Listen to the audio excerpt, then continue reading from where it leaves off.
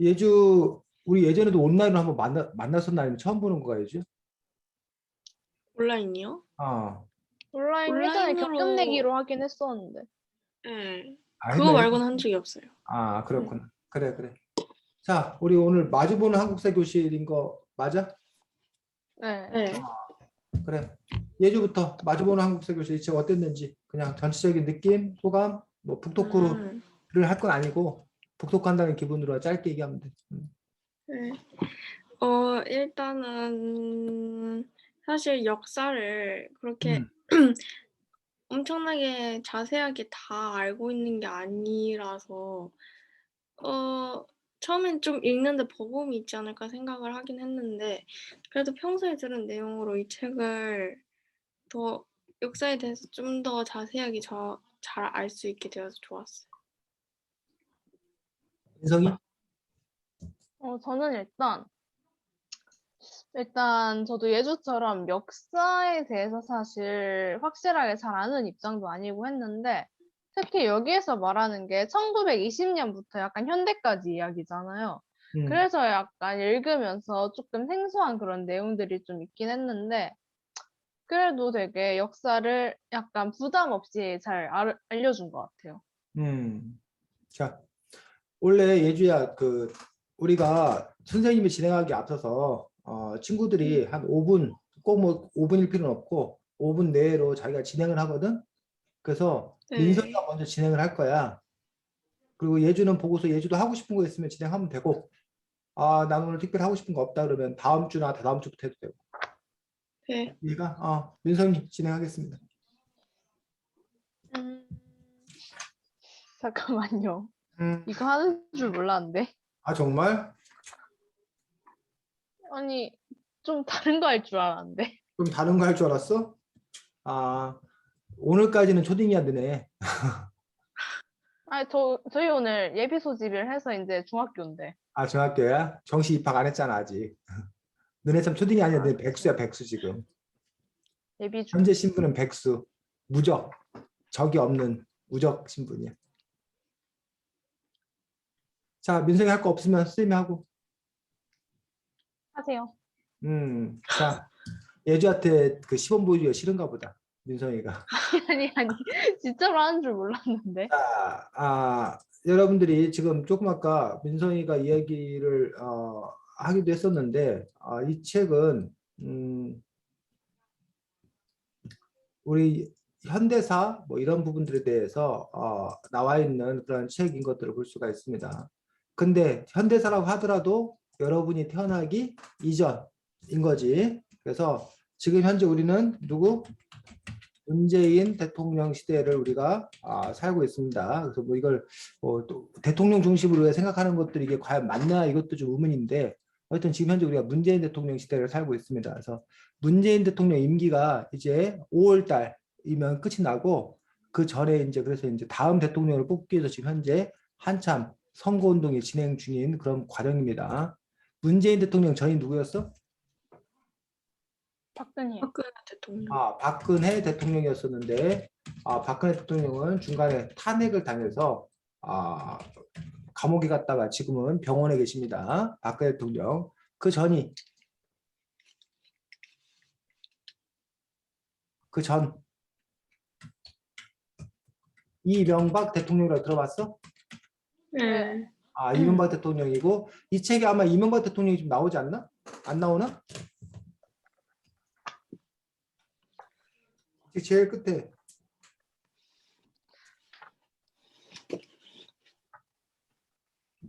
이 책 제일 끝에 이명박 대통령 나오지? 마지막에 촛불 시위하고 이런 거. 그게 이명박 대통령 때야. 제일 마지막에 효선 미선 사건 아니 효선 미선 사건 아니구나. 네, 소고기. 소고기 광우병 얘기 나오고 4대강 얘기 나오고 그 이명박 대통령 시대 때 그때 이야기인 걸 볼 수 있고 이명박 대통령은 지금 현재 감옥에 계십니다. 현재 감옥에 계셔. 그 전이 누구였어? 그 노무현? 노무현 대통령이었습니다. 노무현 대통령이었고 그 전이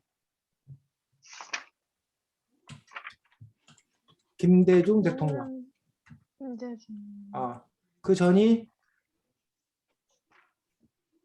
누구? 김영삼? 김영삼 대통령.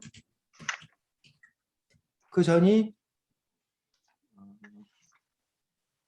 어디? 노태우 노태우? 대통령. 그 전이 전두환.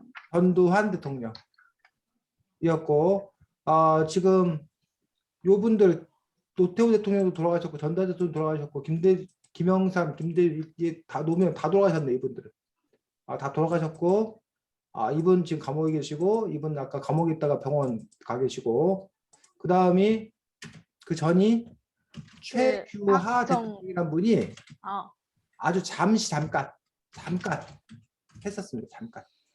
그래서 최규하 대통령께서 별로 존재감이 없습니다. 잠깐 했었기 때문에. 그 전이 이제 누구? 박정희.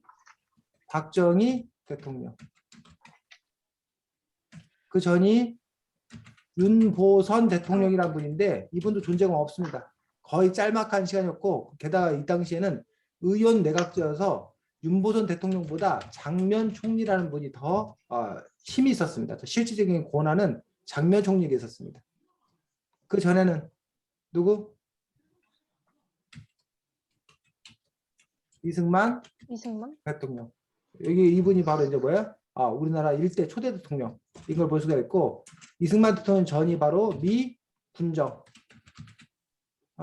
미국이 그러니까 우리 지금 남한 기준, 우리 한국 기준에서 미 군정의 어떤 그러한 시기, 미 군정이 있었던 어떤 그러한 시기인 것들을 볼 수가 있습니다. 그리고 그 전이 일제 김정기. 침략기. 근데 일제 침략기 중에서 이 책은 일제 침략기 말 끝부분부터 이렇게 다루고 있는 그런 부분들을 볼 수가 있습니다. 그래서 우리가 보통 책을 읽다 보면 늘 이렇게 앞부분부터 이렇게 가다 보니까 앞에 얘기만 열심히 하고 정작 이 뒤에 얘기는 잘 안 하는 그런 경우가 있어갖고, 우리가 이번에 책을 뭐 뒷부터 이렇게 살펴보는 방법도 있는 거고, 아니면 특별히 예주나 민성이가 이 부분 이야기가 내가 좀 더 관심 있어요, 좀 더 자세히 알고 싶어요, 뭐 흥미로웠어요, 이런 부분이 있다라면 그 부분부터 먼저 이야기를 좀 우리가 나눠볼 수 있도록 하겠습니다. 선생님 보기에 이 책이 지금 좋은 점은, 우리는 그동안 이른바 왕 중심, 대통령 중심, 정치 중심으로 역사를 이해하는 경우가 많았어. 근데 이 책은 물론 이 왕 대통령 중심, 정치 중심의 이야기가 나오긴 하지만, 동시에 그 시대를 살았던 사람들, 시민들, 보통 사람들, 그들의 문화, 예술, 이런 부분들에 대해서도 함께 설명을 해주고 있다는 점들. 그 점이 다른 역사책과 조금 다른 어떤 그런 특징들을 갖고 있지 않나 싶어가지고, 그 점이 이 책의 어떤 장점이라고 저는 선생님은 생각합니다. 그래서 선생님 개인적으로는 요 마주보는 요 한국사 교실 시리즈가 역사책 치고는 참 잘 나와 있는 그런 책이다라고 생각해. 그래서 그 역사책이 뭐 출판사별로 아주 많아. 한 20개도 더 넘을 거야. 출판사별로 자기들 다 역사책을 이렇게 써냈어. 근데 그 중에서 이제 어쨌든 마주보는 한국사 시리즈가 괜찮기 때문에, 지금 이거는 8권이라는 뜻이라는 거는 앞에 1권부터 7권까지도 있다는 거지. 그래서 여러분들 혹시 기회가 되면, 이 시리즈가 혹시 읽을만 했거든, 여러분이 그 시리즈를 구해서 1권부터 또 이렇게 차근차근 또 읽어보는 것들도 좋은 역사 공부, 역사 배경식을 쌓을 수 있는 기회가 될 수 있을 거다라고 생각을 합니다. 자, 예주가 먼저 여기 쭉 있는 시기들 중에서 특별히 어느 시기에 대해서 뭐 이해가 안 되기 때문에 더 설명이 필요한 부분도 괜찮고, 아니면 뭐 흥미로웠던 부분도 괜찮고, 이야기 나누고 싶었던 부분들이 있으면 어디 부분? 음,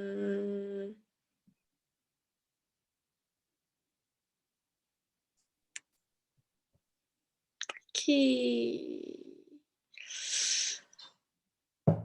딱히 없어? 예, 그럼 민성이는? 약간 저는 음, 그 솔직히 말하면 음, 약간 관심을 가졌던 부분이라기보다는 이 책을 음. 보면서 느꼈던 거 하나가 음. 정치에 이 정도로 목숨을 걸 일인가 싶었던 게 있었거든요. 아, 그지. 정치에 이 정도로 목숨을 걸 일인가 싶었던 부분들. 어느 사건? 약간 전두환이나 박정희나 계속 음, 이승만도 그렇고 계속 대통령 계속 임기 오래 하고 싶어 하고 음, 약간 계속 그거 하기 위해서 법도 바꾸고 음, 그러는 거 보면서 약간 좀 음, 정치 같은 거 이 정도로 목숨을 걸 일인가 싶었어요, 좀. 그냥 음, 잘 끝내면 안 되나. 그렇지. 그래서 지금 이제 민석이가 말했던 그런 부분들에 대해서 그럼 우리가 먼저 한번 이야기를 해보도록 하겠습니다. 이른바 지금 민석이가 얘기했던 주제는 장기 집권에 대한 욕심들. 그로 인해서 빚어진 여러 가지 그 문제들에 대해서 우리가 얘기해 볼 수 있을 건데 장기 집권에 대한 욕심 대표적인 게 이제 이승만 대통령, 그 다음에 박정희 대통령을 우리가 얘기할 수 있고 전두환 대통령을 얘기한다면 전두환 대통령 입장에서는 조금 서운할 수도 있어. 왜냐하면 전두환 대통령은 일단 자기가 7년 단임제를 주장했어. 자, 단임제가 뭐야? 단임제가? 그 대통령 한 번만 하면 단임제는 딱 한 번만 할 수 있다라는 걸 보고 단임제라고. 자, 이에 비해서 우리가 지금 현재는 우리나라가 뭘 택하고 있어? 5년 단임제를 택하고 있어. 우리나라는 지금 현재 7년도 너무 길다. 몇 년만 해라? 5년만 해라. 5년 단임제. 자, 그에 비해서 이제 미국은 4년 중임제. 4년 중임제는 뭘까? 그 4년 하고 다시 할 수 있는. 그렇지. 4년 하고 다시 뽑히면 한 번 더 4년에서 총 8년 할 수 있어. 물론 떨어지면 할 수 없어. 그런데 이제 4년 했는데 떨어졌다. 다시 또 됐어. 그럼 4년 하고 떨어지고 또 4년 하고 이럴 수도 있어. 그리고 이런 거 볼 수 있고 이에 비해서 또 연임제라는 게 있어요. 연임제. 연임제는 계속 계속 쭉 할 수 있는 거. 뽑히면 계속 할 수 있는 거. 나라마다 이렇게 어떤 나라는 연임제, 어떤 나라는 중임제, 어떤 나라는 단임제 이렇게 이제 특징들을 갖고 있는 것들을 볼 수가 있는데 전두환 대통령은 그런 점에서 7년 단임제를 했기 때문에 나는 뭐 오래 하려고 하지 않았다라고 주장을 할 수도 있어. 하지만 여기에는 그 함정이 있어, 함정. 대신 자기가 7년만 하려 하는데 대신 원래 계획은 누구에게? 노태우에게 물려주려고 했어. 승계. 그리고 자신은 선생님 지금 그 기구 이름이 정확히 생각 안 나는데 올로회인가? 뭐 이러한 기구를 만들어서 거기 우두머리가 되는 거야. 그래서 대통령은 누구 시키고 친구인 노태우를 시키고 자기는 그 자문기구 비슷하게 거기에 올라서서 뒤에서 뭐 하려고? 그 노태우를 좌지우지 지휘하려고 했어. 지금 세계 뉴스에서 제일 많이 나오는 나라 혹시 알아? 요즘 뉴스에서 제일 많이 나오는 나라. 중국? 혹시 들었어? 러시아와 우크라이나가 원래 옛날에는 구소련, 옛날 소련이야. 그래서 그 러시아를 비롯해서 열 몇 개국이 사실은 한 나라에 소련이라는 나라였어. 그 소련이 붕괴되면서 러시아와 열 몇 개 나라로 쪼개진 거야. 근데 이 우크라이나를 지금 현재 러시아가 뭐 하려고 그래? 침공해서 다시 강제로 이제 뭐 하려고? 그 흡수하려고 그래.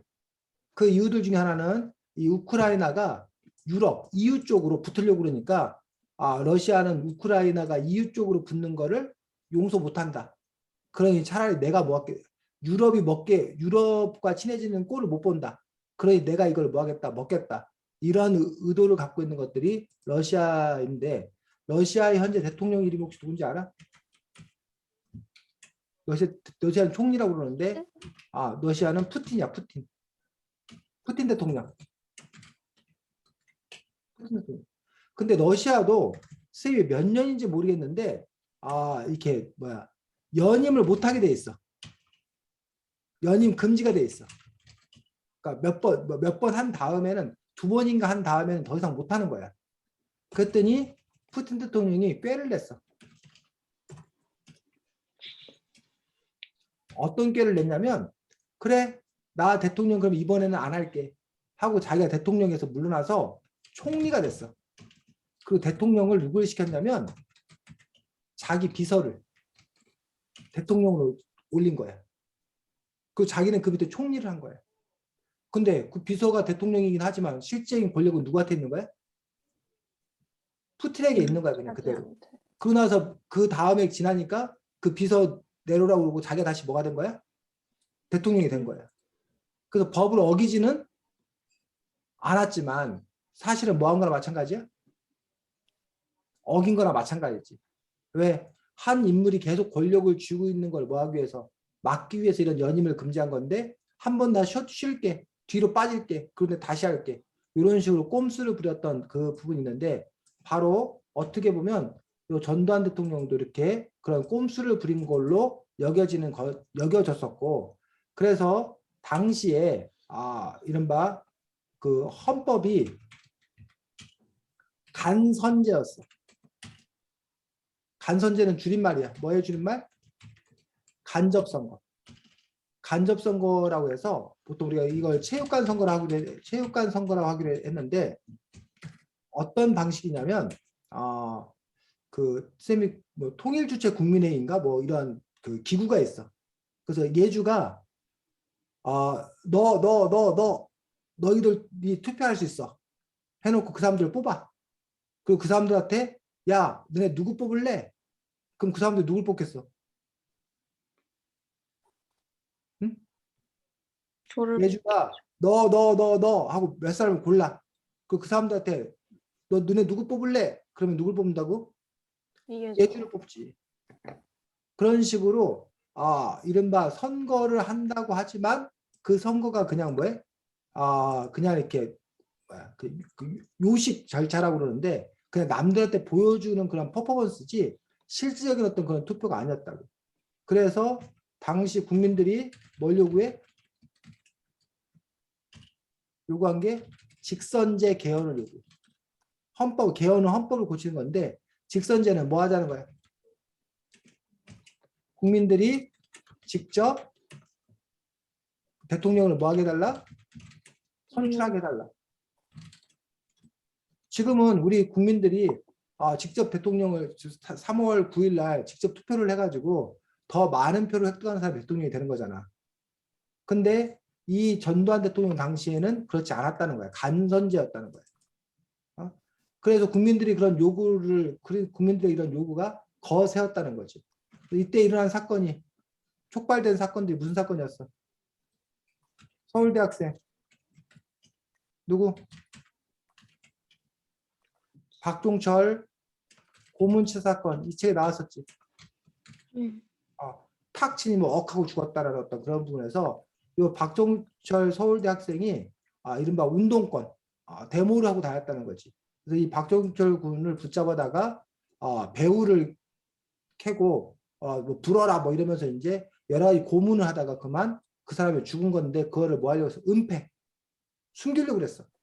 근데 그것들이 나중에 발각이 되고 그거에 분노한 시민과 학생들이 데모에 나서고 그러면서 이제 아까 말한 대로 직선제 개헌을 요구하고 그러다가 그런데도 이 전두환 대통령은 그걸 뭐하고 거부하고 그래서 국민들은 헌법을 고치자.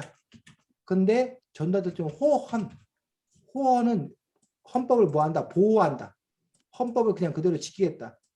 이 헌법을 개정하는 것과 헌법을 지키는 것의 가장 큰 차이는 결국은 대통령을 직접 뽑게 해달라. 그 헌법을 고쳐서. 아니다. 나는 그냥 그대로 간접선거해갖고 내 친구 노태우에게 물려줄 거다. 이게 누구의 계획이었다는 얘기야? 전두환 대통령의 계획이었다는 거예요. 근데 요게 결국은 6월 민주항쟁. 1987년도 일입니다. 6월 민주항쟁으로 많은 학생들과 시민들이 시위에 나서고 그때 또 한 명의 희생을 치르지. 누구? 이한열 열사. 이한열 열사가 선두에 서서 데모를 하다가 누가 그 당시 전투 경찰들이 쏜 최루탄에 맞고 결국은 며칠 지나서 사망하는 그런 사고가 발생해. 일이 발생해. 그래서 이제 국민적 분노가 들끓어 오르고 그래서 결국은 이른바 뭐 6.29 선언이라고 해서 그 당시 제2인자였던 다음 대통령을 약속받았던 누가? 노태우 씨가 이른바 국민들의 뜻을 내가 뭐 하겠다 받아들이겠다. 그래서 국민들이 직접 할 수 있도록 직선제 개헌을 하겠다라는 것들을 받아들이고 만약 전두환 대통령이 그걸 안 받아들이면 나도 전두환 대통령과 싸우겠다. 이런 식으로 하면서 전두환 대통령이 결국은 노태우 후보의 의견을 받아들이는 그런 그 퍼포먼스를 취해가지고 그래서 결국은 우리가 지금 현재 민주화 시대를 살고 있는 이 일이 가능했던 어떤 그런 것들이 6월 민주항쟁과 6.29 선언이었다는 거죠. 그런데 이제 나중에 밝혀진 사실, 나중에 전두환 대통령의 주장은 자기가 노태우한테 6.29 선언을 하라고 뭐 했다는 거야? 쇼를 하자고 자기가 지시했다는 거예요. 노태우 대통령은 자기 스스로 결단 내려서 내가 죽을 각오를 하고 했다라고 계속 주장하고 있고 전두환은 그게 아니라 이대로 있다가 우리가 다 망할 것 같으니 네가 마치 나한테 덤비는 것처럼 해서 네가 국민적인 인기를 끌어가지고 네가 대통령이 되는 게 우리들 위해서 낫겠다. 이렇게 서로 짜고 했다라는 어떤 그러한 이야기를 해가지고 뭐 진실이 뭔지는 정확히는 잘 모르겠습니다. 그 두 사람의 주장이 좀 엇갈린 어떤 그런 측면들이 있습니다. 그래서 어쨌든 전두환 대통령 역시 결국은 뭐야? 7년이나 했고 그 이후에 자기가 올로웨이 뭐 이런 걸 하려고 결국은 그 헌법을 고치지 않고 계속 하다가 결국은 뭐 한 거야? 몰락하게 되는 국민들의 요구에 의해서 결국은 몰락하게 되고 나중에는 결국은 뭐해? 감옥에까지 가게 돼. 자기가 이게 이제 5공화국인데 전두환 대통령이 5공화국인데 당시에 어떤 그 부정부패 기업들에게 비자금을 엄청나게 많이 받고 이런 것들이 나중에 이제 밝혀짐으로 인해서 결국은 전두환 대통령은 감옥살이를 하게 되는 그러한 또 비극적인 어떤 그러한 부분들을 볼 수가 있습니다. 자, 지금 전두환 대통령에 대해서 이야기를 쭉 했고 혹시 뭐 전두환 대통령 관련해서 질문이나 하고 싶은 이야기?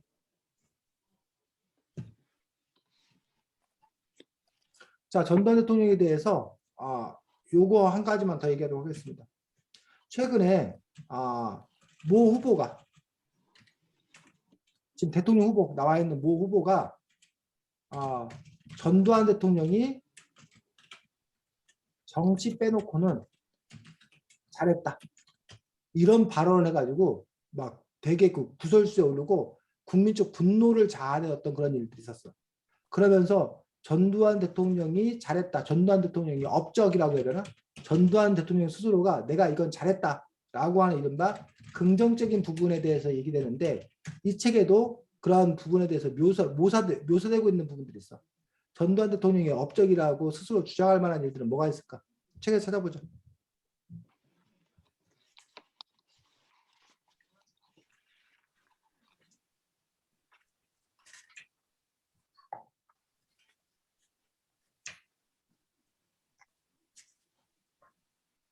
경제안전정책? 그렇지. 전두환 대통령 당시에 있었던 것들이 바로 경제가 발달한 어떤 그런 부분들인데 요거에 대해서 이제 이른바 삼저 호황을 누렸다라고 얘기합니다. 삼저는 뭘 말해? 삼조 호황, 삼저. 저금리, 저달러, 저유가. 저금리, 저달러, 저유가. 여기서 저금리라는 거는 금리가 뭐였다는 거야? 낮았다는 거야. 금리가 혹시 뭔지 알아? 금리. 금리는 이자. 예금 이자. 은행에 예금했을 때 뭐 이자를 주는데 저금리라는 건 이자를 많이 줬다는 거야, 조금 줬다는 거야? 응? 저는 저금리는 적게. 낮다는 거야. 그럼 예금 이자가 뭐였다? 낮았다라는 거야. 자, 예금 이자가 낮으면 자, 기업은 은행으로부터 뭐 해서 돈을 빌려서 투자해서 사업을 해야 돼. 자, 근데 은행의 이자가 높으면 은행이 돈을 쉽게 빌릴 수 있어? 빌리기 어려워? 응? 이자가 낮으니까 이자가 낮으면 기업이 은행에게 돈 빌리기가 쉽겠어? 어렵겠어? 쉽지 않을까요? 쉽지. 그러니까 생각해봐. 민성이하고 예주가 뭘 사업을 하려고 그래. 근데 그럼 돈이 없어. 그 은행에서 1억을 빌리려고 그래. 근데 은행에서 1억을 빌리는데 1년 후에 이자를 뭐 예를 들면 스냅이 어렸을 때만 해도 은행에서 1억을 빌리면 한 1,500만 원을 내라고 그랬어. 1년 후에. 그럼 1억 1,500만 원을 갚아야 돼. 근데 이자율이 낮아져 갖고 500만 원만 갚으라고 그래. 그러면 어떤 때 더 돈을 빌리고 싶을까? 1억 1,500만 원을 내야 될 때 돌려줘야 될 때가 더 돈을 빌리고 싶을까? 1억 500만 원만 돌려주면 될 때 돈을 더 빌리고 싶을까? 1억 500만 그리고 원. 500만 1억 500만 원. 원 왜 사업해서 그 돈 1,500만 원 이상을 벌어야 자기한테 남는 거잖아. 근데 1억 500만 원일 때는 500만 원 이상만 벌어도 그 돈을 갚을 수 있잖아. 그러니까는 저금리, 금리가 낮으니까 사업을 활발히 하더란 얘기야. 기업들이 투자를 많이 하더란 얘기야. 투자를 많이 하니까 일자리가 많이 생겨났다는 얘기야. 일자리가 많이 생겨나니까 사람들이 돈이 많아지더란 얘기야. 그게 바로 이제 뭐라는 거야? 저금리라고 얘기하는 그런 부분들을 볼 수가 있습니다. 그 다음에 뭐 저달러. 우리나라가 당시에 뭐 우리나라는 우리나라 돈은 우리나라에서만 사용한다는 얘기야. 그런데 우리나라가 다른 나라에서 석유를 사오려거나 이러면 뭐가 필요해? 달러가 필요해. 달러가. 달러가 필요한데 이 달러 값이 뭐하면 비싸면 우리 돈의 값어치가 뭐 한다는 거야? 떨어진다는 거야. 그럼 우리 돈을 많이 줘야 달러를 겨우 사잖아. 예를 들면 봐. 1달러에 뭐 1,000원 일 때와 1달러를 우리가 1,500원 우리 주고 사야 될 때 1,000원만 있으면 1달러를 살 수 있다. 1,500원만 있으면 1달러를 살 수 있다. 에 따라서 뭐라는 거야? 사정은 달라진다는 거야. 그리고 이익 보는 사람이 있고 손해 보는 사람이 있어. 자, 우리 1,000원 계산하기 편하게 우리 2,000원으로 하자. 자, 예주가 자동차를 만들었어. 1달러에 1,000원일 때 10,000달러를 받고 팔았어. 그러면 예주한테 돈이 얼마가 들어올까? 우리나라 돈으로. 1억? 1,000원이면 1,000만 원. 1만. 1달러에 1,000원이니까 10,000달러니까 1,000만 원. 근데 똑같은 자동차인데 1달러에 2,000원일 때 1만 달러를 받았어. 그러면 2천만 원. 예주 얼마? 2천만 1,000만 원 버는 거잖아. 2천. 그러면 예주 입장에서는 어느 게 더 좋은 거야? 1달러에 얼마일 때? 2,000원일 때 더 좋잖아. 이해가? 안 가? 네. 이해가? 가요. 근데 만약에 민성이가 석유를 사와야 돼. 석유를 수입해야 돼. 자, 1달러에 1,000원일 때는 1,000만 원 있으면 석유값이 만약 1달러다. 그러면 1,000만 원 있으면 뭐 1만 리터를 사올 수 있잖아. 근데 1달러 2,000원일 때는 1만 리터를 사오려면 얼마가 필요해? 2천만 원. 2,000만 원이 필요해. 그러면 민성 입장에서는 달러가 높아지는 게, 이 달러가 1달러가 2,000원 되는 게 오히려 더 뭐라는 거야? 손해라는 거야. 이처럼 수출하는 사람과 수입하는 사람의 입장이 뭐예요? 달라져. 달라져. 그다음에 저유가. 저유가라는 거 뭐야? 유가가 뭐야? 유가가. 석유 가격. 유가, 석유 가격. 저유가라는 건 석유 가격이 뭐 하다는 거야? 싸다는 거야. 나는 석유가 낮다는 거야. 자, 우리나라는 석유 가격이 낮으면 좋을까? 비싸야 좋을까? 낮으면. 좋지. 낮아야죠. 왜? 우리나라는 석유를 다 중동 지방에다 수입해 오는 거잖아. 근데 비싼 석유를 사오면 힘들지. 근데 석유값이 싸니까 우리가 뭐 하기 좋더란 얘기야? 경제 산업하기가 아주 좋은 어떤 그런 부분들을 가지고 있다는 얘기지. 그래서 그 덕분에 경제가 뭐 하게 되었다? 발달하게 되었다. 그런데 이것이 과연 3조 호황이 저금리 저달러 저유가가 전두환 대통령이 잘해서 그런 거냐는 얘기예요. 전두환 대통령이 잘해서 그런 게 아니라 그때 분위기가 그냥 뭐였다는 거야? 좋았다는 거야. 자, 예주하고 민성이하고 농사를 지어. 농사를 짓는데 예주가 농사를 지을 때 날씨가 아주 뭐였어? 좋았어. 비도 충분히 내렸어. 반면 민성이가 농사를 짓는데 홍수가 났어.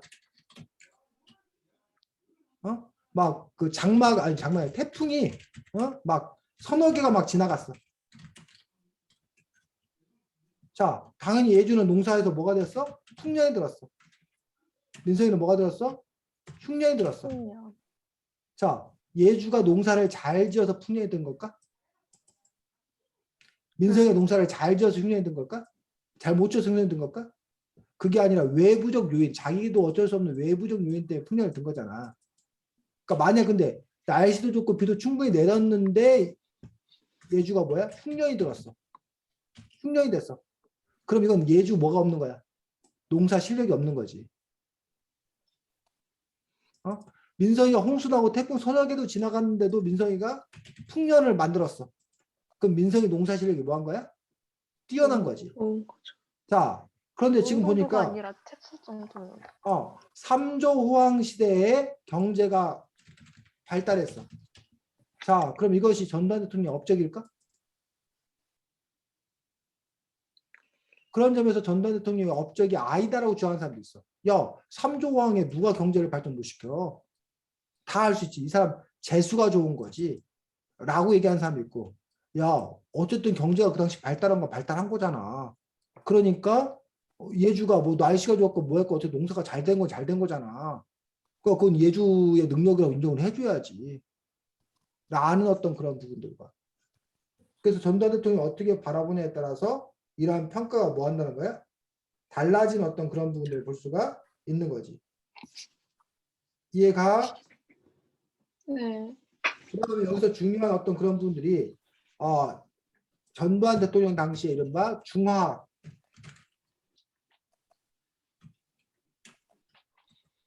분야에 중복 투자를 없애고 기업을 통폐합하는 등 산업 구조를 바꿨다라고 얘기하고 있는데 이러한 일들을 달성함으로써 결국은 전두환 대통령이 스스로 잘했다라고 강조하고 있어. 그리고 이 당시에 이제 뭐야? 프로야구가 시작되고 선생님이 여러분보다 조금 어렸을 때 프로야구가 처음 시작됐어. 그리고 컬러 텔레비전이 등장하고 그러면서 이른바 국민들의 뭐가 볼거리가 늘어나는 세상이 되었다. 그 전까지 박정희 대통령 시대까지 우리나라 사람들은 뭐 하기 위해서 먹고 사는데 먹고 살기 급급했어.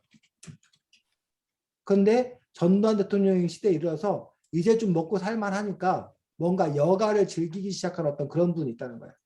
하지만 이거에 대해서도 다른 평가를 하기도 해. 프로야구를 시작하고 컬러 텔레비전을 등장시킨 거에 대해서 어떤 평가가 있어요, 이 책에는? 왜 그런 조치를 취했대?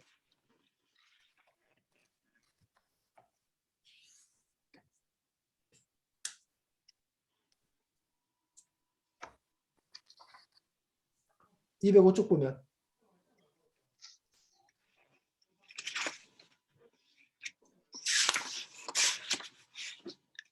관심 돌리려고. 무슨 관심? 약간 정치 같은 거예요. 정치적으로 불만을 잠재우기 위해서 또는 아예 관심을 갖지 못하도록 하기 위해서. 그래서 이거를 3S 정책이라고 그래요. 3S 정책에서 S로 시작되는 거. 선생님이 영어를 잘 못해서 스포츠가 S로 시작하지. 또 그 다음에 네. 스크린 S로 시작하지. 영화 영화 TV 그 다음에 이거 뭐 섹스 뭐 이렇게 이것도 S로 시작하는데 성산업 이런 것들을 통해서 뭐라는 거야 사람들의 욕망을 부채질함으로써 이런 정치에 대한 어떤 그런 불만을 잠재우거나 관심을 못 갖게 하는 그래서 쉽게 말하면 국민들을 뭘로 만드는 바보로 만드는 그러한 정책을 추진함으로써 자기들이 계속 독재 권력을 휘두르는 그런 부분들을 보여줬다는 거지. 그래서 이거를 사람들의 어떤 그 욕망 욕구를 충족시켜주는 행위로 볼 것인지 아니면 이렇게 국민들을 바보로 만드는 어떤 그러한 음모로 볼 것인지 그 역시 평가는 여러분들이 해야 되는 어떤 그런 분을 갖고 있다는 거지. 됐니? 자, 전단 대통령 하면 또 유명한 것들이 이게 있어. 이게 뭐야? 삼천교육대? 삼천교육대가.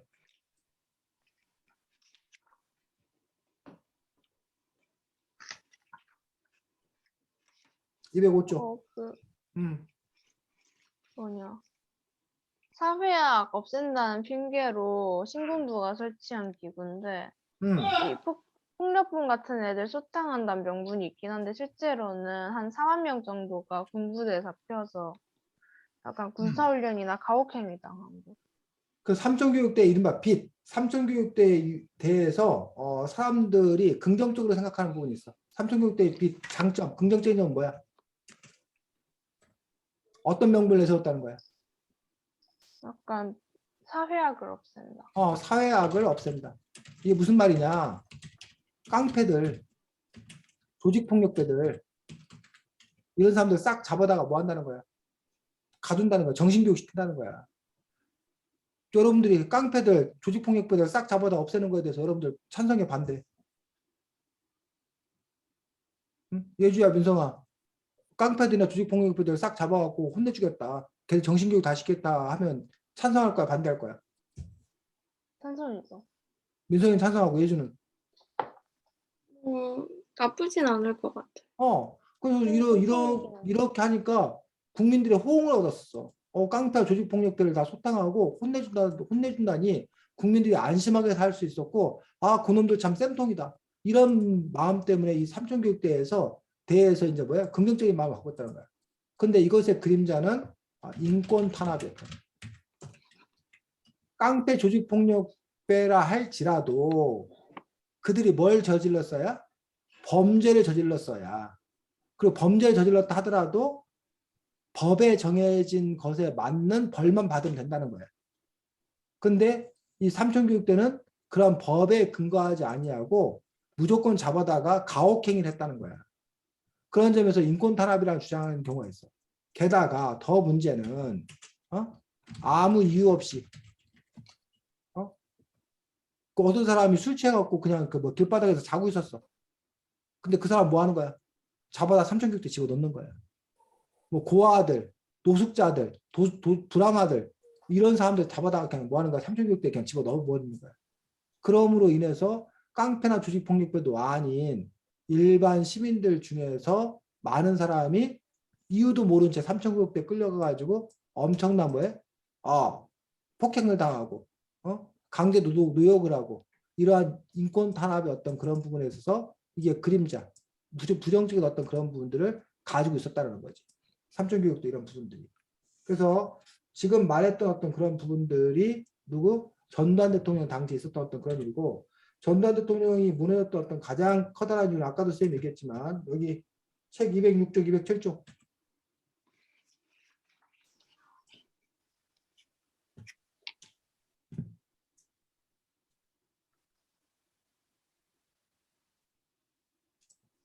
(206쪽) 207쪽에 보면 결국은 뭐야? 부실 기업을 정리하면서 대부분의 기업들을 누구에게 몰아줬다는 거야? 삼성과 현대와 금성은 오늘날에 뭐냐면 금성이 오늘날 무슨 기업이 된지 혹시 알아? 금성이 오늘날에 무슨 기업이 되냐면 알지? LG. LG가 옛날에 금성이었어. 금성. TV 만들던 회사였는데 지금은 LG가 된 어떤 그런 부분들. 그래서 삼성현대 금성 같은 것들이 재벌들이 본격적으로 탄생하게 되고 결국 재벌들과 뒷거래한 거야. 내가 너희들한테 특혜를 주고 몰아줄 테니까 대신 뭐 해놔라? 비자금. 비자금은 뭐의 약자? 비밀 자금을 내놔라. 라고 해서 뒷돈을 받은 거예요. 그래서 그렇게 함으로써 나중에 바로 비리, 권력형 비리가 들통이 나고 그래서 결국은 권력형 비리 때문에 뭐 하게 되는? 감옥에 가게 되는. 그 다음에 전두환 대통령은 또 하나 문제가 뭐냐면 전두환 대통령이 정권을 잡을 때 애당초 문제가 있었어. 전두환 대통령이 정권을 잡을 수 있었던 이유는 그 전에 박정희 대통령이 부하 김재규의 총에 맞아 뭐해? 사망하는 일이 벌어져. 그래서 18년 독재가 끝나. 그러니까 사람들은 민주화의 봄. 그래서 80년.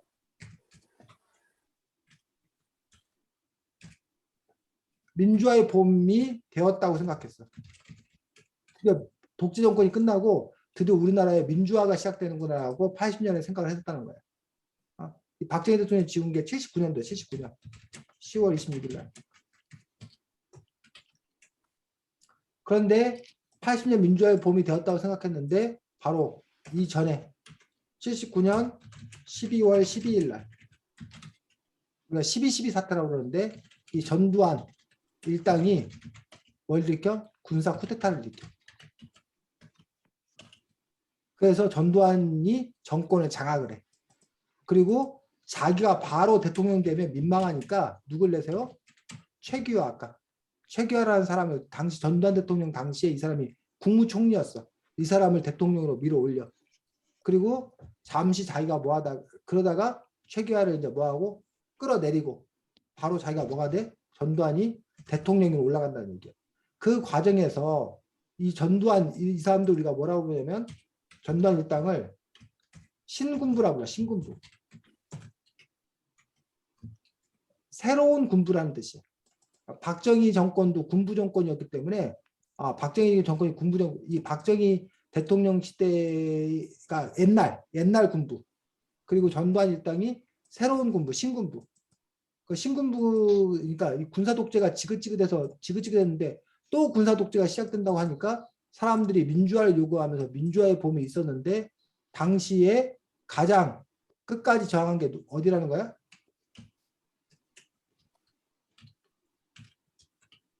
5.18 광주 민주화운동. 근데 이 광주 민주화운동을 바로 이 전두환 신군부가 탱크를 동원해서 특수부대를 동원해서 진압하는 과정에서 많은 국민들이 죽게 된 어떤 그러한 일들이 벌어지지. 그래서 결국 이 일에 대한 어떤 그런 진상을 밝히려는 노력을 했으나 전두환 그 대통령은 끝내 뭐 하지 않고 난 죄 없다. 이거는 북한이 몰래 와서 선동해 갖고 저지른 일이다. 난 그래서 그걸 정식 진압한 것뿐이다. 난 잘못 없다. 라고 끝까지 하고 사과하지 않고 결국은 돌아가신 얼마 전에 죽게 된 돌아가신 어떤 그런 경우였다는 거지. 그래서 전두환 대통령이 보통 대통령이 돌아가시면 국립묘지에 안장이 되는데 그리고 이제 국장 나라에서 그 장례를 치러줘 크게. 근데 전두환 대통령이 돌아가셨을 때는 국장도 치르지 않았고 국립묘지 안치도 안 했어. 국민들도 그런 요구를 하지 않았어. 전두환 대통령 같은 경우 이러한 5.18 광주 민주화운동의 어떤 그를 짓밟은 어떤 그러한 죄 이런 것들을 이제 붙게 되는 그런 부분들을 볼 수가 있다는 거지. 그래서 그런 점에서 어쨌든 전두환 대통령에 대해서 어떻게 평가를 할 것인 건가라는 부분들에 대해서는 지금 선생님이 알려준 정보들, 그다음에 이 책에 나와 있는 정보들을 바탕으로 해서 또 여러분 나름대로 평가가 가능할 거다라고 생각합니다. 그래서 전두환 대통령 본인은 자기가 난 약속을 지켰다. 난 7년만 딱 했다. 그리고 내가 있는 동안에 아시안 게임도 유치하고 올림픽도 유치해서 아시안 게임과 올림픽을 성공적으로 이끌 준비를 했다. 그러니 나는 훌륭한 대통령이다. 라고 전두환 대통령 스스로는 또 그렇게 주장을 했던 그런 부분들을 볼 수가 있습니다. 자, 전두환 대통령 이게 좀 길었는데 그럼 이승만 대통령을 보도록 하겠습니다. 자, 이승만 대통령은 원래는 무슨 출신? 독립운동가 출신. 그리고 이 사람은 뭘 주장했냐면 외교를 통해서 뭐 하자? 우리나라의 독립을 꾀하자라는 거야. 즉 유엔에 미국에 잘 보여서 그래서 우리가 독립해야 된다. 그래서 유엔에게 미국에게 뭐 하라고 청원하는 거야. 일본 대신 우리를 뭐 해주세요? 다스려 주세요. 그래서 이거에 엄청나게 반발했던 인물이 누구? 신채호. 신채호는 이런 말을 했어. 이완용은 나라를 팔아먹었는데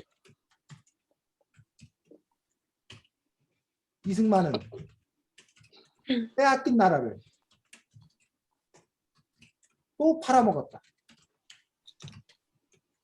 나가면서 이승만을 아주 엄청나게 비난한 거야. 반면 이승만 입장에서는 이런 독립운동가들이 독립운동을 하는 것은 우리 힘으로는 뭐 할 수 없다. 독립을 쟁취할 수 없다. 그러니 누구에게 부탁해서 유엔이나 미국에게 부탁해서 독립을 하는 게 그나마 최고의 선택이다. 라는 어떤 그런 주장을 펼쳤던 거예요. 이승만 대통령 같은 경우.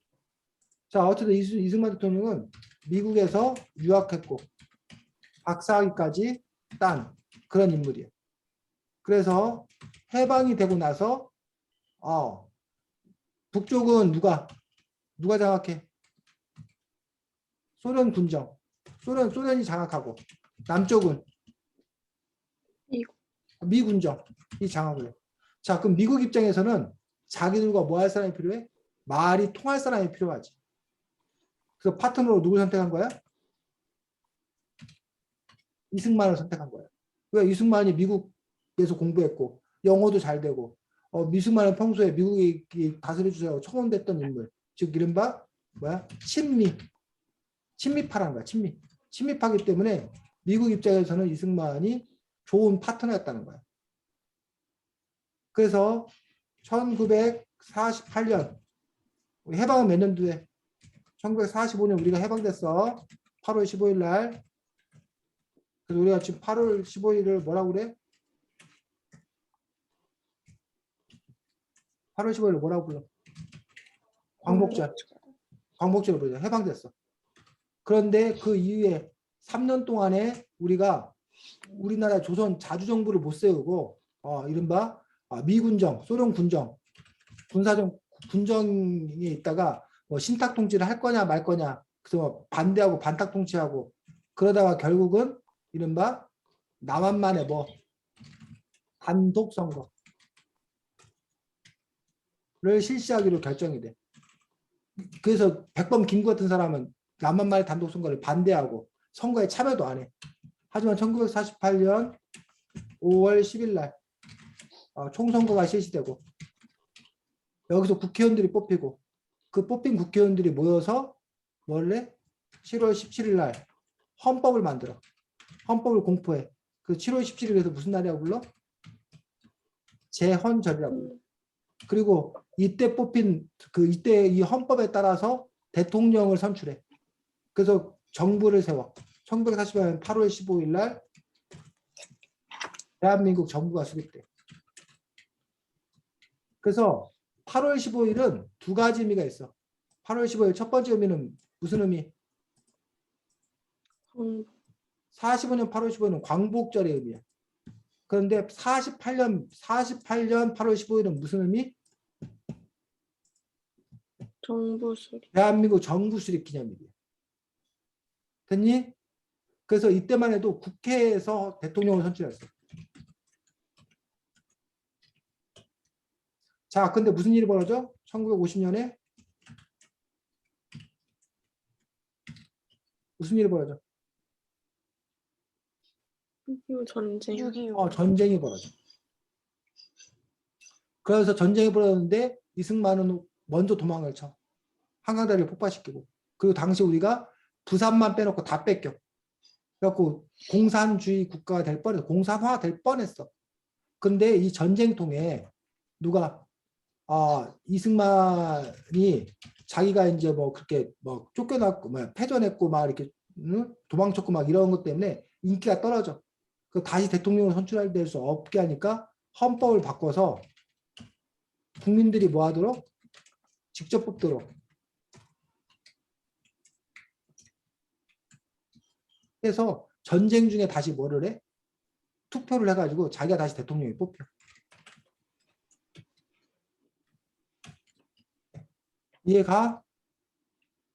그러다가 나중에 자기가 이른바 삼선개헌 대통령을 3번까지 뭐 할 수 있도록 또 대통령 헌법을 또 뭐해?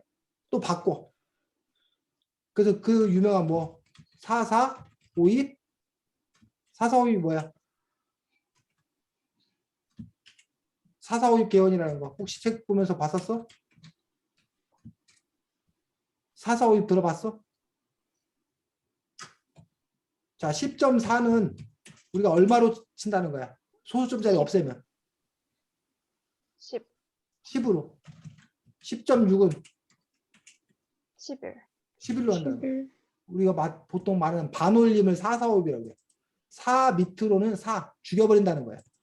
5 밑으로는 위로 올린다는 거야. 그 4.4 5입 개헌이라고 그러는데 원래 그 숫자보다 미달되었는데 4.4 5입 하면 이게 올라가는 거니까 이게 개헌이 된 거다. 이런 그 억지 이런 걸 통해서 삼선 개헌을 하게 되는. 그래서 결국은 자신이 또 뭐 하게 되는? 집권이 가능하게 되는. 그래서 이른바 영구 집권을 꿈꿨다는 거예요. 종신 대통령. 죽을 때까지 대통령 할 수 있는 이런 걸 꿈꿔. 그래서 계속 헌법을 막 바꾸고 자기 유리한 대로 막 바꿔. 그러면서까지 대통령을 계속 했다는 거지. 이거에 대해서 이제 나중에 국민들이 뭐해? 반발. 특히 제일 큰 반발이 3.15 부정선거. 그래서 이것 때문에 촉발된 사건이 뭐야?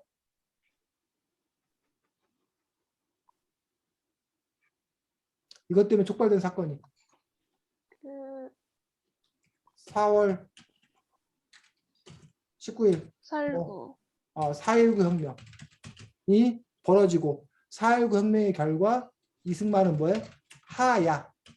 하야는 자기 스스로 뭐 하는 거야? 대통령 자리에서 물러난 거야. 그리고 하와이로 망명.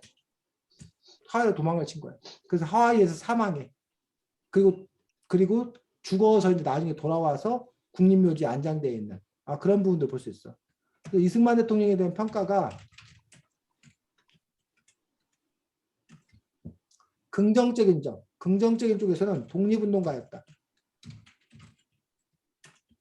그 다음에 국부. 처음 우리 민주주의 국가를 세운 국부, 나라의 아버지다. 그 다음에 민주주의를 뭐 했다? 들여왔다. 반공, 공산주의와 맞서 싸워서 남한을 뭐 했다? 지켜냈다. 그러니 뭐하다? 위대하다. 라는 쪽에 긍정적인 평가를 하는 사람들은 주로 이런 얘기를 많이 해. 반면 뭐 하는 사람들은 부정적인 평가를 하는 사람들은 권력욕에 사로잡혀가지고 백범 김구를 제거한다든가 정적들을 다 제거하고 그다음에 무능 그 부정부패하고 막 이런 것들도 모르고 그 경무대에 갇혀서 경무대인가 어딘가 어쨌든 거기에 갇혀가지고 제대로 정치를 못한 무능한 그래서 결국은 쫓겨난 그런 무능한 어떤 그런 대통령이다라고 해서 이승만 대통령에 대한 어떤 그런 평가들도 사실은 그렇게 썩 좋은 것만 아닙니다. 현재 국민들이 이승만 대통령한테 갖는 이미지가 존경할 만한 대통령이라는 이미지를 갖는 사람도 있겠지만 그것보다는 그렇지 않은 그런 경우들이 더 많습니다. 자, 그 다음에 또 한 인물이 누구였다고? 박정희 대통령이라는 인물 역시 그랬는데, 자, 박정희 대통령이라는 인물은 아까 4.19 혁명에 의해서 민주정부가 수립됐어. 그런데 나라가 뭐하다는 이유로? 혼란스럽다는 이유로 그 다음에 5월 16일 날 5.16 군사 쿠데타를 일으켜. 자기들은 군사혁명이라고 그래. 혼란에 빠진 나라를 구하기 위해서 군사혁명을 일으켰다고 그래. 군사 쿠데타를 일으켜. 그리고 처음에는 뭐라고 그래? 나는 다시 군인으로 돌아가겠다. 라고 약속을 해. 그거 한번 찾아보자. 그 5.16 군사 쿠데타 당시에 내세운 혁명 공약이 있어. 혁명 공약. 혁명이라고 하면서 우리가 왜 혁명을 일으킬 수밖에 없었나? 어떤 문제를 해결하기 위해서 우리가 혁명을 일으켰다고 했나? 그 혁명 공약으로 내세운 것들. 148쪽 정도 나오나?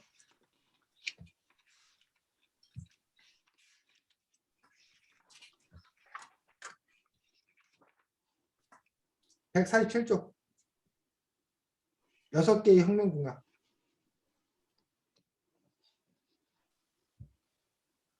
단공을 반공을 구출한다. 반공을 제일 앞으로 내세우겠다. 두 번째.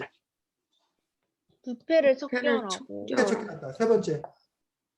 경제를 관원의 살리고 허덕이 경제를 살린다. 네 번째. 부학을 없애고 부학을 없애. 잘못된 악을 없애겠다. 그 다음에 마지막으로 이거 이루면은 정치인들한테 정치 맡기고 군으로 돌아. 자신은 군으로 돌아가겠다. 그래서 이 5.16 군사 쿠데타가 성공할 수 있던 이유가 그 앞에 4.19 혁명에 시대했던 민주정부가 좀 이렇게 혼란을 제대로 통제하지 못했어. 그러다 보니까 너무 삶이 어렵다 보니까 뭔가 군사 쿠데타에서 젊은 군인들이 뭔가를 잘 해낼 거라 어떤 그런 희망을 갖기도 했었다고 얘기하고 있어요. 그 당시 사회적 분위기가. 하지만 결국 혁명 공약을 뭐하고 어기고 자기가 군에서 나와서 자기가 결국 뭐가 돼? 대통령이 되는 그런 부분을 볼 수 있다는 거야. 그리고 역시 이 박정희 대통령도 헌법을 뭐 해가면서 바꿔가면서 개헌해가면서 자기가 계속 대통령 하게 되는데 특히 제일 큰 문제가 이제 뭐야? 유신헌법. 유신헌법이란 걸 만들어가지고 이른바 한국식 민주주의를 하겠다.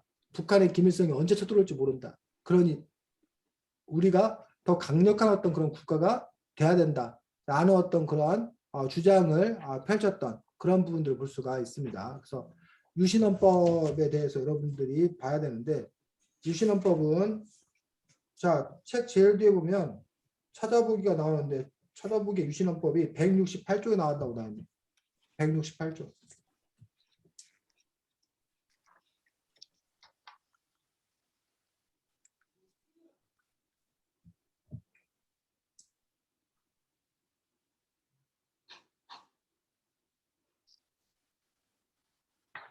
거기 169쪽에 거기 한번 예주가 한번 읽어보자.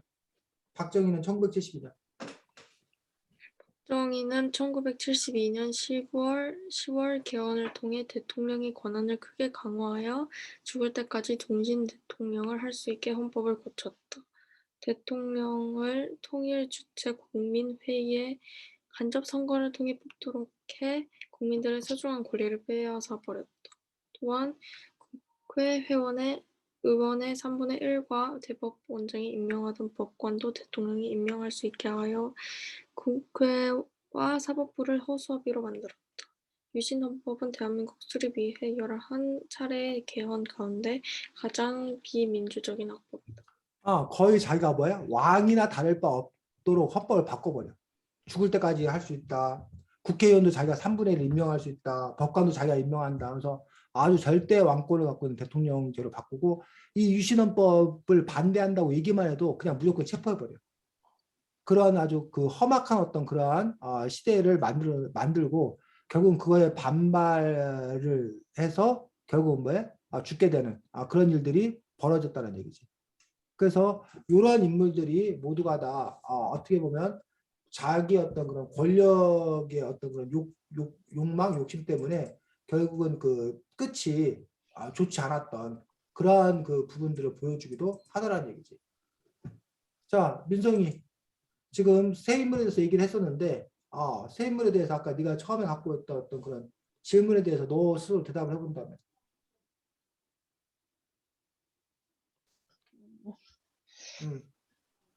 왜 그런 것 같아, 그들?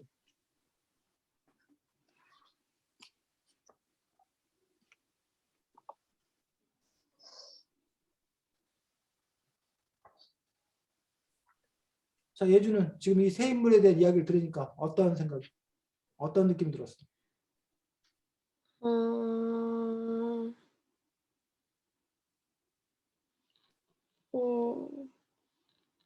그렇게 정치를 하고 본인이 원하는 대로 세상이 흘러가는 거를 원하는 건 이해, 아무리 그래도 이해는 하는데, 그래도 양심적으로 그런 행동은 하지 않았어야 한다고 생각해. 그래, 민성이는? 솔직히 말하면 아직도 사실 이유는 정확하게 모르겠는데, 저도 약간 예주처럼 약간 내가 약간 원하는 대로 이걸 바꾸고 싶은 그런 마음도 있었겠다 싶기도 하고 하는 것 같아요. 일단. 그래서 우리가 여기서 생각해야 될 것들은 첫 번째, 사람마다 다르긴 하는데 권력욕이 강한 사람들이 있어. 자기 어떤 권력 욕구가 강한 사람들이 있어. 그래서 강한 사람들도 있다 보니 우리가 민주정부 하에서는 그 권력욕이 강한 사람들이 권력을 뭐하지 못하도록 독점하지 못하도록 제도적인 장치를 마련한다는 거예요. 우리가 이게 삼권 분립, 국회의원과 재판과 행정부 이것들을 뭐 하는 이유가 나누는 어떤 그런 이유가 결국은 이러한 권력력이 강한 사람들이 독재 권력을 하지 못하도록 하기 위해서 이러한 장치를 두는 거고 또 그 사회 비판, 언론이라든가 이런 시민사회단체가 끊임없이 권력에 대해서 감시하고 견제하는 어떤 그런 기능들, 그런 기능을 통해서 그들이 그런 욕심이 있다더라도 그 욕심을 부리지 못하도록 제어하는 어떤 그런 장치들, 그런 것들이 발달한 어떤 그런 사회가 성숙한 민주주의였던 그런 사회라고 볼 수 있다는 거지. 자, 그래서 여러분들이 지금 마주보는 한국사 교실 중에 이렇게 일부분만을 우리가 쭉 함께 이야기를 했었는데 다음 주가 여러분들이 청소년 그 과정 첫 번째 시간인데 문제가 다음 주가 3월 1일 3일절이에요. 그래갖고 3일절에는 선생님이 수업을 안 하거든, 공휴일이라서. 얘네들도 공휴일날 수업하는 거 그렇지 않아? 그래서 예주하고 민석이가 만약에 시간이 되면 3월 3일 목요일 날 9시 3월 3일 저녁 9시 밤 9시 또는 3월 4일 날 금요일 날 6시 민석아 40분이었냐 35분이었냐? 민성아 네? 금요일 날 우리 6시 몇 분이었어? 35분이었어 40분이었어? 저희 35분. 6시 35분 예주야. 둘 중에 시간 되는 때 들어오면 돼. 시간 되면. 이해가? 그래서 둘 중에 둘 중에 하나. 너가 들어오고 싶을 때 들어오면 돼. 네. 그래서 그때 볼 책은 뭐냐면 독고소맥에 반하면. 뭐라고? 독고소맥에 반하면? 독고소맥의 반화면이라는 책을 가지고서 우리가 이야기 나눌 거고 그래서 앞으로 한 주는 지금처럼 우리 토의 중심으로 얘기할 거야. 그 다음 주는 글쓰기 할 거야. 글쓰기에서 글쓰기 커다 두 가지. 여러분 논술 쓰기라던가 독서 감상문 쓰기라던가 해서 다음 주에 이야기 나누고 나서 논술이나 독서 감상문을 과제로 내서 주로 이제 우리가 그때는 그 고쳐 쓰기 합평 서로 글고 같이 얘기 나누고 고쳐 쓰기 이런 것들 중심으로 할 거야. 앞으로 그 계획이. 그래서 2주에 한 권 책 읽고 나머지 한 주는 주로 글을 함께 써보고 고쳐보고 그런 활동도 하는 걸로. 이해가? 민성이. 네. 예주 오늘 뭐 어쨌든 또 이렇게 온라인으로 쌤하고 다시 처음 뭐 수업을 했는데 오늘 뭐 하면서 이런 게 좀 고쳐져야겠다 이런 게 개선돼야 되겠다 그래서 오늘 하다 보니까 선생님이 일방적으로 열심히 너무 많이 떠드는 수업을 했었는데 뭐 수업에 따라서 이렇게 선생님 떠드는 수업도 있을 거고 가급적이면 선생님 떠들기보다는 여러분들이 더 참여하고 이야기하는 어떤 그런 수업을 할 수 있으면 좋겠다고 선생님은 생각합니다. 또 오늘 어떻게 하다 보니까 수업이 그렇게 됐습니다. 예주 바라는 점이나 아니면 네? 간단하게 평하고 끝내겠습니다. 그냥 그 교실에서 하던 것보다 이렇게 보드에다가 써가면서 하니까 그건 더 좋았던 것 같아요. 더 음, 이해도 더 잘 돼. 자, 민성이는 우리 파트너가 바뀌었는데 맨날 우리 다른 친구들하고 하다가 예주랑 하니까 어때? 너 잘 얘기해야 된다. 너 안 그러면 너 예주가 또 혼난다. 아니, 일단은 이게 솔직히 말하면 음, 이 저는 이 셋이서 했잖아요. 음, 선생님까지 넷이서. 이래가지고 약간 조금 더 살짝 활발했던 것 같은 그렇지. 느낌이 있었어요. 그냥 인원수에 따라서 달라지니까. 맞아. 그리고 약간 일단 오늘 분위기가 일단 예주는 일단 처음 하는 거기도 하고 음, 약간 오늘은 선생님 중심으로 했으니까 그럴 수도 있긴 한데 약간 그랬고 약간 아니, 지루했고 오랜만에 그러려잖아. 채팅이 없었네요. 오랜만에 그래, 채팅이 그래, 없었네. 그래. 민석이 맨날 남자친구랑 채팅했었거든. 예주야. 남사친. 잘생긴 남자가 있어. 누군데요? 아니 무슨 누구랑 같이 궁금하면 했어요? 채팅이시다. 금요일에 와서 봐. 아주 잘생긴 남자인데. 금요일에 와, 금요일에 와. 근데 저기 근데 그때 계속 올지 학원 가야 모르겠다. 돼서. 계속 올지 모르겠다. 걔 참. 그러고 보니까. 알겠습니다. 자, 잘 지내시고 잘 쉬어. 다음 주에 시간 되면 아까 말했던 대로 3월 3일이나 4일 날 보고 안 되면 3월 네. 8일 날 보고. 됐어? 네. 그래. 수고했습니다. 네. 안녕. 안녕히 네, 계세요. 안녕히 계세요.